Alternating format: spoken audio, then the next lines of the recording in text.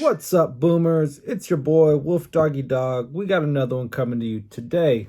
Today we're going to be showing you guys two figures from the Demo Goblin wave. We've got the Vulture and the Mark III Spider-Man, armored Spider-Man, if you will. Let's get right into it. Box art right there. Flip side, same thing. UPC if you're trying to track these guys down. Right there. Top of the box. All white for Spider-Man, red Spider. The box art on the back, they're doing the actual figures. It's not animation. Pause if you want to read that. Pause if you want to read that.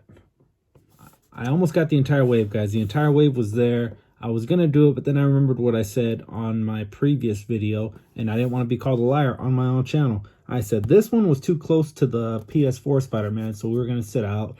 These two were peg warmers. Apologies if you have either of these three, but I wasn't too interested in Bunny Girl, and bootleg Luke Cage wasn't my idea of a good time. So now that leaves me in a real conundrum because I really want this fella here, but I'm not gonna spend $120, $140 to get this whole wave when I don't like three of the characters. Maybe at the end of the year, come Black Friday sales, I'll try to pick something up, but I don't know. You guys can always try eBay and get the figures by themselves. You're paying anywhere between $80 to $100. The Vulture is a comic book style, not the Michael Keaton that we knew from Homecoming. It comes with the head for the Demo Goblin. Sorry about the glare, guys. Looks like an ex-girlfriend of mine. And then he comes with an alternate head. This is a guy, kids. You do not want to take a ride from this old man. Trust me. With armored Spider-Man. Ooh-wee, is this a cool one. Now, this one I wanted. I know the first thing you're thinking when you hear armored Spider-Man is Iron Man had a role in this one. Nope. 100% free of any Tony Stark intervening. You know me, guys. I like getting all my facts straight if I'm going to talk about this guy. So the first appearance for this guy was back in 2012. He's been around for a little bit. Amazing Spider-Man 168. So quick bio by him. The blueprints of this suit were made by Dr. Otto Octavius when he was in the body of Peter Parker at Horizon Labs. And then if you guys aren't familiar with the way the comic book runs, Dr. Octavius, Doc Ock, was in the body of Peter Parker, and then he started Parker Industries. It's a multi-million-dollar corporation known throughout the world. It's not rivaling Tony Stark's company, but it's a moneymaker. And then he subsequently died and left it all back to Peter Parker. So, you know, right on for that. So Peter Parker made this one with the Sinister Six in mind. Everything about this suit was made to withstand attacks from the Sinister Six. He's got a hearing comm link that allows him to hear the heartbeat rhythm of the chameleon. So even if he's in in a costume, Peter Parker will know the heartbeat, kind of the same way you would know someone's fingerprints, or a retinal scan or whatever. He got that from the idea of Daredevil being able to tell people apart by their heartbeats. It's also got a comm link, so whenever Spidey's in trouble, he can summon some fellow Avengers to help him out in a battle. He's got a holographic visor, which helps him whenever Mysterio is throwing out holograms. He can decipher what's a hologram and what's the real thing. The suit has enhanced durability, so it can withstand heavy blows from people like the Rhino or even Thor's hammer. I don't have the Rhino, so heavy blows, and he withstands it. Kind of like the way a bulletproof window would withstand a gunshot, but it would still have the marks of a gunshot. But it did its job and it withstood. That's what this suit can do. The suit is also electric proof, or electro-enhanced, so that it can withstand shocks from the Shocker, or Electro. Now, this next one is a really cool feature. It's got something called the Pink Hippo app. That's right, the Pink Hippo app. He controls it from his smartphone. Essentially, what it does is it breaks down sand on a molecular level, but not just any sand. The sand from the Sandman. So what he can do is not only will it create a force field if he wants to attack him, but he can also break it down and control the molecules in the sand that control Sandman, almost like a queen bee hive controlling. So he not only is he invincible to whatever he's throwing at him, but now he controls the Sandman. The Pink Hippo app, check it out. And he's also got rockets in the bottom of his shoe, so he can just blast off. And then he doesn't have the web shooters anymore. He's got gauntlets where he loads up cartridges and shoots various different ways of shooting his spider webs. Enough yapping from the boomer. What do you guys say we get these guys in the studio, get them opened up? Back in studio, guys, and we've got our 3 figures from the wave. Like I said, these are the only 3 we're going to be picking up from this wave. All right, let's get into it with this boomer. Pretty cool look. Everything about him. He's got the liver spots. This guy is, if you look up boomer in the dictionary, this is what you'll find. He's got a real slim look to him, which is comic book accurate. The only thing I don't like is how muscular they make him. He's like a gangly old man. Picture Mr. Burns with wings. That's what the Vulture looks like in the comic books. This guy is muscular. This guy looks like he can bench 220. I don't buy that. You know, he squats and everything. Let's go over the paint apps, and then we'll go over his articulation and accessories. So it's a solid green. You can't mess this up unless you really try, right? Right about the chest and abs, everything's solid. Nothing too major to report to you guys. Pretty good paint wise. It's okay. We're gonna lose the wings for the sake of the articulation. Let's get started with the back. He's got a port, but there's nothing to plug in. The arms have 2 different slots in the back, and one can't fit in the other. So those are too big. These are just right, kind of Goldilocks theory on them. And they slide in right there, both arms. Articulation, he's got a little bit of a butterfly joint. Goes 360 on the arms, up and down.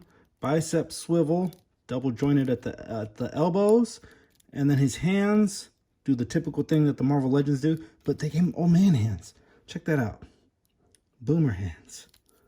That's like the definition of boomer hands. You start getting old man hands, you start turning wrinkly. Am I boomer yet? Leave a comment below. He's got the Spider-Man Deadpool body where he's slim and muscular. And that's, like I said, that's not a great depiction of him in comic books, but it is what it is. Marvel Legend, for as much smack as I talk about Marvel Legends only having about 3 different body molds for the women, they don't have that many different body molds for the men either. They've got, you've got like the Thing and Doc Ock and Kingpin, things like that, where it's obvious that they need a different body for them. But for the most part, they use the Bucky Cap mold. They use this mold a lot. It's just something to put into consideration. Let's talk about the look. This kind of floats around, and you can move it around. It probably sits best the way it comes. I really like how they put liver spots on his head. It's super cool. Got the gray eyes, and then kids, do not get into a car with this guy. I don't care how far you gotta walk. Do not take a ride from this boomer. Here he is in his flight suit helmet. Still looks like an old man. I like that. I like how they didn't go too far away. The only thing is that the greens don't match up too well. All throughout, it should be a consistent same color, but it's not all throughout the figure. I don't know if you guys are picking that up, but there's different shades. There's some parts that are glossy. There's some parts that are dull. Stick to the same thing, guys. With the wing, we're just going to put one on to use as an example. They're very rigid. They're sharp. They give the illusion that they could cut, which is something he uses as a weapon. He can slice. He can dice.